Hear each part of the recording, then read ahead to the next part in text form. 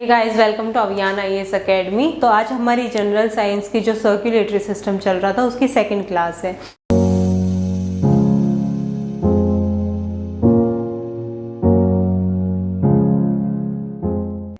तो आज हम कवर करने वाले ह्यूमन हार्ट के बारे में। तो ह्यूमन हार्ट की हम बात करें तो सबसे पहली बात तो इसका साइज कितना होता है। तो अगर आप ऐसे अपनी फीस्ट को देखते हो तो इस साइज के इक्वल का आपका साइज होता है हार्ट का। इसके अगर वेट की बात अगर आप करते हो तो इट्स अराउंड 350 to 450 ग्राम। और ये प्रोटेक्टेड होता है जो आपकी थोरेसिक केज होती है। अब जो थोरेसिक केज है उसके स्लाइटली लेफ्ट साइड में प्रेजेंट होता है। तो हार्ट की जो लोकेशन होती है आपकी वो होती है लेफ्ट साइड। और कुछ लोग होते हैं रेयर ही ऐसा जिनकी राइट साइड में लोकेशन होती है, उस कंडीशन को कहा जाता है डेक्स्ट्रोकार्डियक। अब हार्ट में बात करें, पहले कुछ टर्म्स की बात करते हैं। सबसे पहले कि हार्ट हमारा एक मस्कुलर ऑर्गन होता है।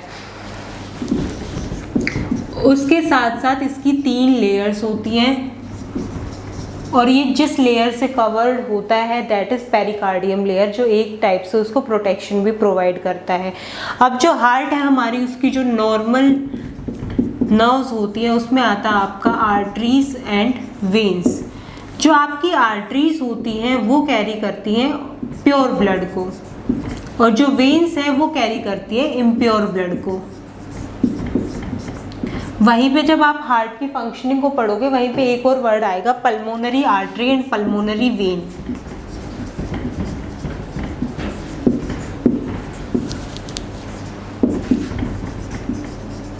पल्मोनरी और आर्टरी और पल्मोनरी वेन को अलग नाम इसलिए दिया गया है। सबसे पहले तो पल्मोनरी का मतलब होता है which is related to lungs, जैसे कार्डियक का मतलब होता है रिलेटेड टू हार्ट, रीनल का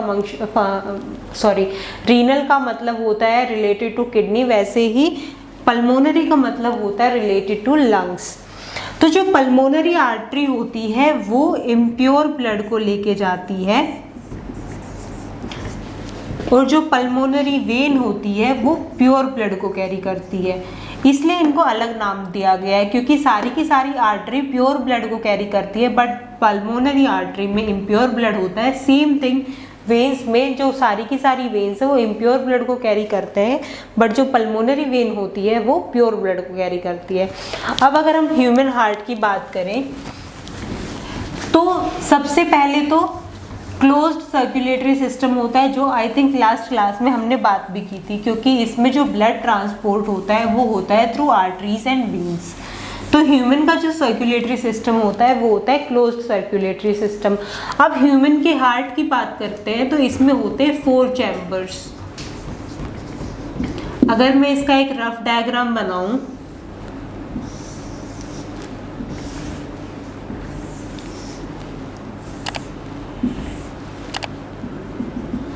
फोर चैम्बर होते हैं ह्यूमन हार्ट के, जिसमें से जो ऊपर वाले होते हैं उनको कहा जाता है एट्रियम या फिर ऑरिकल, और जो नीचे वाले होते हैं उनको कहा जाता है वेंट्रिकल।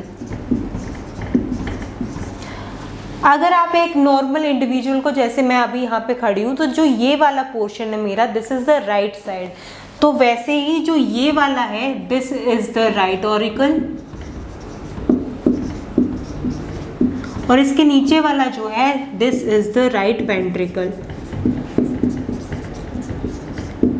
और सेम थिंग इस side, this is left auricle and this is left ventricle. अब यहाँ पे क्या होता है, जो हमारा राइट पोर्शन होता है उसमें होता है इम्प्योर ब्लड। इसमें मेनली आपका ब्लड होता है इम्प्योर ब्लड, और जो लेफ्ट पोर्शन होता है उसमें होता है मेनली प्योर ब्लड। अब इसका एक सिंपल डायग्राम ड्रॉ करके मैं बताऊं,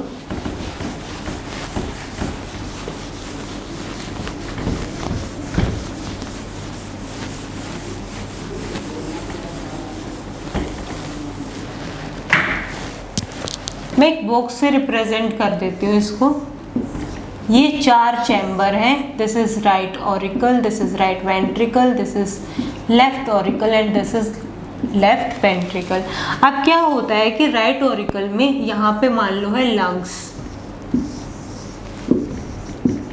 ब्रेन,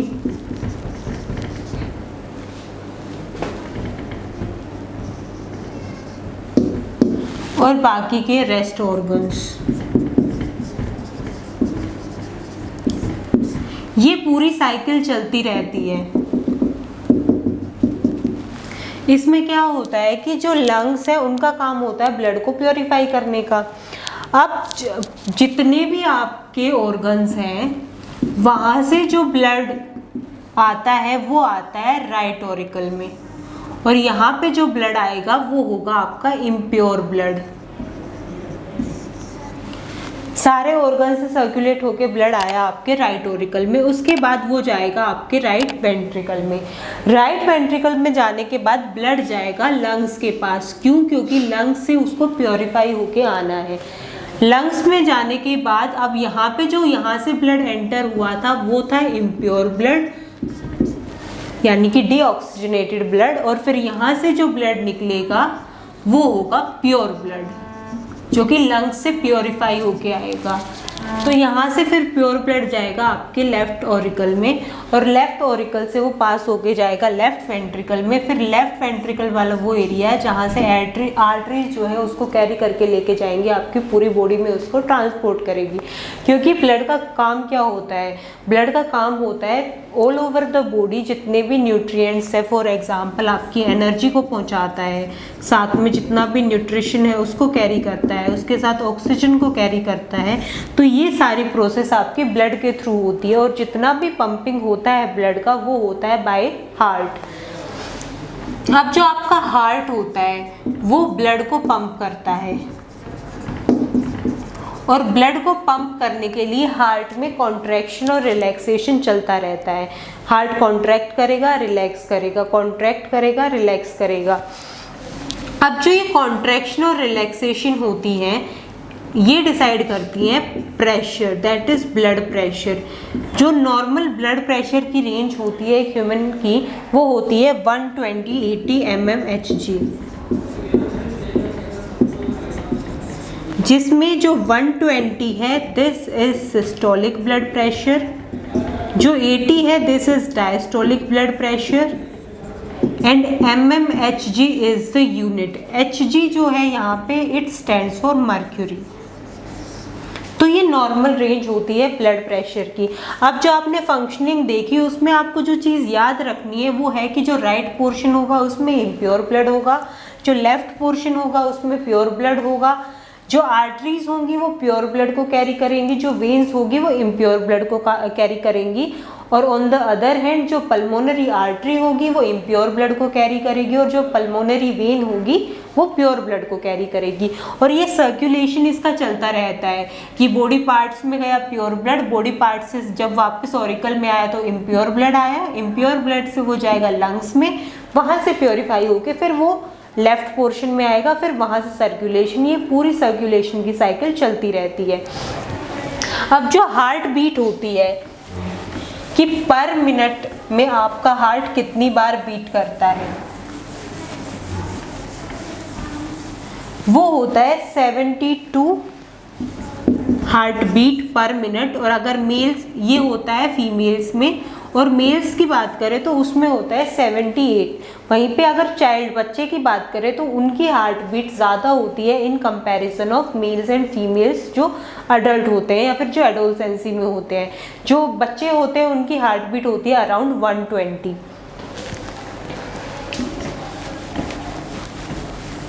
तो हम जो ब्लड प्रेशर की बात कर रहे थे, कॉन्ट्रैक्ट करते टाइम कितना प्रेशर लगाना पड़ा और रिलैक्स करते टाइम कितना प्रेशर लगाना पड़ा। तो जब ब्लड प्रेशर की जो रेंज है वो 120/80 mmHg से वेरी करती है, मीन्स जनरली अगर 110 से कम हो जाता है it leads to low blood pressure, और जब 130/90 से ज़्यादा हो जाता है then it leads to high blood pressure. और जो इंस्ट्रूमेंट का नाम कई बार पूछा जाता है जिससे ब्लड प्रेशर को मेजर किया जाता है, दैट इज स्फिग्नोमैनोमीटर।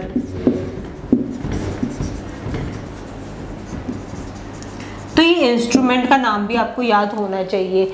ये था स्लाइटली आइडिया ब्लड प्रेशर का। अब एक कंडीशन होती है हाइपरटेंशन। हाइपरटेंशन क्या होता है? Hypertension is the condition when your blood pressure is higher than the normal blood pressure, मतलब जो हाई ब्लड प्रेशर होता है उसी को कहा जाता है हाइपरटेंशन। अब एक जो दूसरी कंडीशन आती है वो होती है एथेरोस्क्लेरोसिस। एथेरोस्क्लेरोसिस की कंडीशन में क्या होता है, आपकी जो आर्टरीज और वेन्स है वो क्या करती है, ब्लड को कैरी करती है। इसमें क्या होता है, कई बार जब आप सैचुरेटेड फैट का ज़्यादा कंजप्शन कर रहे हो या फिर फैट का नॉर्मल कंजप्शन आपका ज़्यादा है तो उस टाइम पे कुछ फैटी स्ट्रिक्स का डिपोजिशन होना शुरू हो जाता है, और जब ये फैटी स्ट्रिक्स का डिपोजिशन होता है दैट इज थ्रोम्बस फॉर्मेशन, तो इस कंडीशन को कहा जाता है atherosclerosis and it may leads to coronary artery disease, जिसको आप CAD भी बोल सकते हो। अब दो चीज़ें होती हैं, एक होता है एथेरोस्क्लेरोसिस और एक होता है हार्ट फेलियर। हार्ट फेलियर का दूसरा नाम होता है कार्डियक अरेस्ट। उस कंडीशन में क्या होता है कि जो आपकी आर्टरी में जो ब्लॉकेज हुई है या तो वो ज़्यादा हो गई है, उस केस में आपके हार्ट ने एकदम से काम करना छोड़ दिया या फिर maybe that artery is ruptured, तो that is the condition of heart failure और कार्डियक अरेस्ट। अब हार्ट की प्रॉपर फंक्शनिंग के बाद नेक्स्ट आता है हमारा ब्लड ग्रुप। ब्लड ग्रुप की हम स्टार्टिंग करें तो सबसे पहले जो ब्लड ग्रुप डिस्कवर किए गए थे वो थे 3 ब्लड ग्रुप, जो थे A, B एंड AB। उसके कुछ टाइम के बाद जो हमारा O ब्लड ग्रुप है उसको डिस्कवर किया गया था।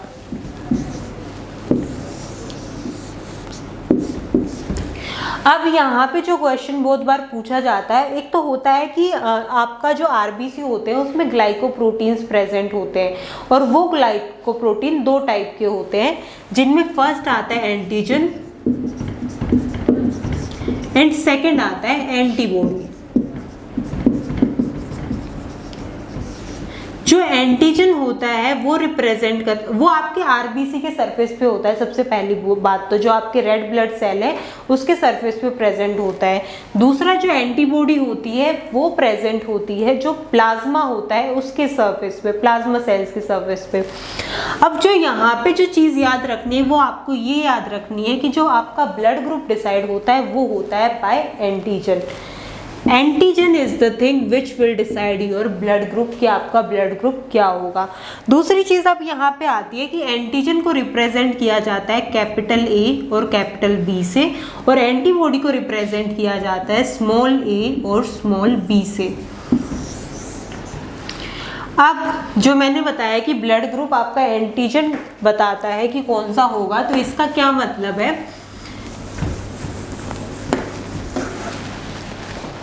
इसका ये मतलब है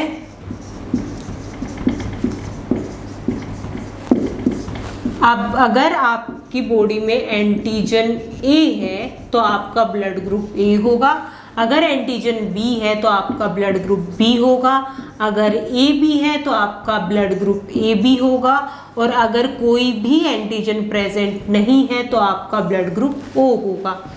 अब यहाँ पे जो दूसरी इंपॉर्टेंट बात आती है वो होती है कि जो एंटीजन होता है उसके हमेशा ऑपोजिट रहती है आपकी एंटीबॉडी। इसको हम कैसे रिप्रेजेंट कर सकते हैं, अगर A एंटीजन है तो हमेशा एंटीबॉडी B होगी, और अगर B एंटीजन है तो हमेशा आपकी एंटीबॉडी A होगी। तो इसी चीज़ को अगर हम इस डायग्राम में दिखाएं तो अब A ब्लड ग्रुप है यानी कि A एंटीजन प्रेजेंट है तो यहाँ पे एंटीबॉडी होगी B। इसका उल्टा अगर B ब्लड ग्रुप है यानी कि B एंटीजन है तो यहाँ पे एंटीबॉडी होगी A। अब इस केस में क्या है कि दोनों के दोनों एंटीजन प्रेजेंट है, A भी प्रेजेंट है और B भी प्रेजेंट है, तो यहाँ पे कोई भी एंटीबॉडी प्रेजेंट नहीं होगी। वहीं पे जो नेक्स्ट केस है उसमें कोई भी एंटीजन प्रेजेंट नहीं है तो यहाँ पे दोनों एंटीबॉडी प्रेजेंट होगी, that are A and B। ये आपका सिनेरियो होता है एंटीजन और एंटीबॉडी का। दोबारा बता रही हूँ कि जो ब्लड ग्रुप डिसाइड करता है वो हमेशा एंटीजन कौन सा प्रेजेंट है वो डिसाइड करता है। अब इसके बाद हमारी एक नई चीज़ डिस्कवर हुई थी, दैट वाज D एंटीजन, नया एंटीजन जो डिस्कवर किया गया था। जो नया एंटीजन डिस्कवर किया गया उसको नाम दिया गया डी एंटीजन। अब जो ये डी एंटीजन है ये एक मंकी पे स्टडी की गई थी, दैट वाज रीसस मंकी। तो यहाँ से वर्ड उठाया गया था RH, इसको RH फैक्टर भी कह देते हैं। अब अगर आपकी बॉडी में RH फैक्टर प्रेजेंट है, यानी कि RH प्रेजेंट है तो आपका ब्लड ग्रुप होगा पॉजिटिव, और अगर आपकी बॉडी में RH फैक्टर प्रेजेंट नहीं है तो आपका ब्लड ग्रुप होगा नेगेटिव।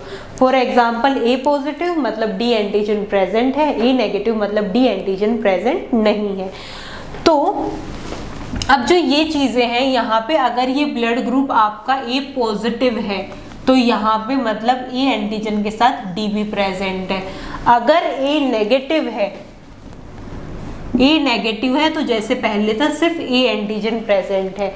सेम वैसे ही अगर B पॉजिटिव है तो यानी कि B और B के साथ D एंटीजन प्रेजेंट है, और B नेगेटिव है तो यानी कि सिर्फ B एंटीजन प्रेजेंट है।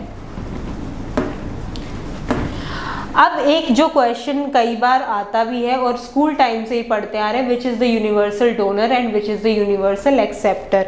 तो आपका जो ब्लड ग्रुप होता है AB, जो AB ब्लड ग्रुप होता है, it is known as the universal acceptor.